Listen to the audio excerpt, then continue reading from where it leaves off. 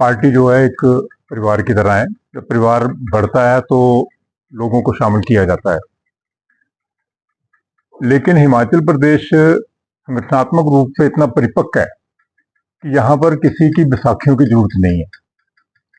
अगर भारतीय जनता पार्टी ये काम जो है पंजाब में करती तो समझ आता है, बंगाल में करती तो समझ आता है, लेकिन हिमाचल जहाँ के संगठनात्मक तरीकों की चर्चा जो है वो राष्ट्रीय स्तर पर की जाती है, तो फिर ऐसी बैकडोर एंट्री क्यों कर रहे हैं? राज्यसभा में जीतने के लिए करना वहां तक तो ठीक था, लेकिन आगे जो ऑपरेशन नड्डा हुआ वो पूरी तरह से असफल हुआ है और इसको हिमाचल के लोगों ने नापसंद भी किया है।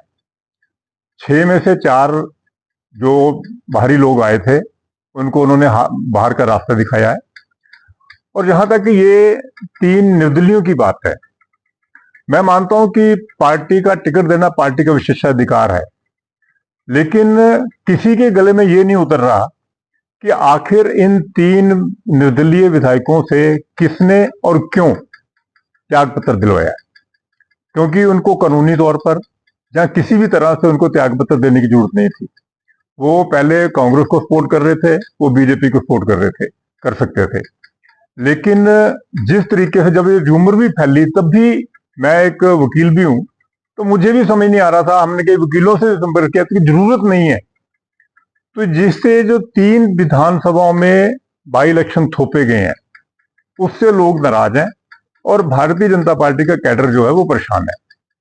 मैंने 40 साल तक संगठन का काम किया है और मुझे लगता है कि पिछले 4-5 सालों में जब से नड्डा जी राष्ट्रीय अध्यक्ष बने हैं, हिमाचल प्रदेश में संगठन का बुरा हाल हुआ है और छोटे कद के लोगों को ऊंचे पदों पर बिठाया गया और उसके कारण पार्टी को बुरा टाइम देखना पड़ रहा है और इससे भी ज्यादा बुरा टाइम देखना पड़ सकता है। और मैं हमीरपुर में बैठा हूं, इसलिए मैं दावे से कह सकता हूं कि ये सारी बिसात जो थी, जो चक्रव्यूह था, वो अनुराग ठाकुर के लिए बिछाया गया था।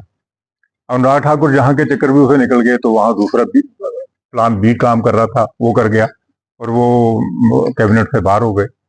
तो इन सारी चीजों का खमियाजा अल्टीमेटली पार्टी को भुगतना पड़ेगा।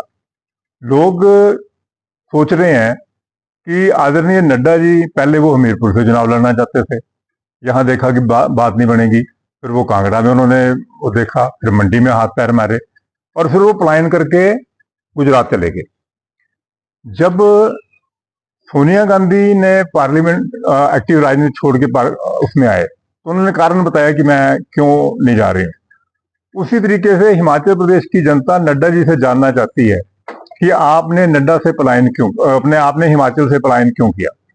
और एक आदमी जो पलायन करके गुजरात चला गया और एक आदमी जहां से जो कांग्रेस के चक्रव्यूह को तोड़कर जीत के आया, उसको जब आप कैबिनेट में नहीं लोगे तो फिर कार्यकर्ताओं में और लोगों में बातें होंगी भी और उसका खमियाजा जो है वो अल्टीमेटली राजनीति में भुगतना पड़ता है।